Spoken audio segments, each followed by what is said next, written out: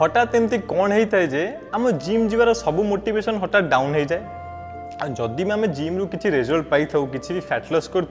sustainable रोनी पुणी gain हो जाए कौन पाई एमती जानिच आस गोटे एग्जांपल बुझाऊँ भाई बाहागर अच्छी पेट कमाइबार अच्छी जिम जीवा भौणी बाहागर अच्छी ए ड्रेसटा आमको फिट हबार अच्छी से आम जिम जीवा जितेबाला आम छोट छोट गोल मन रखी मोटिवेशन आनी था से आम कौन हुए ना फास्ट गोटे कि 2 मंथ आम 15 कि 20 किलो पूरा लॉस करूँ कहीं आमको ड्रेस फिटिंग हबार अच्छी जल्दी जल्दी पेट कमाइबार अच्छी से किसी ना किसी करी क्रैश डाइटिंग करी न खाई न पी आम पेट कमे दू जितेबाला आम गोल कंप्लीट हो जाए भाई बाहागर कि भौणी बाहागर सरी जाए से कौन हो ना आम मोटिवेशन डाउन हो जाए आम गोल अचीव हो कि न हो आम वेट कमु कि न कमु आम कौन कहना सब छाड़ी दो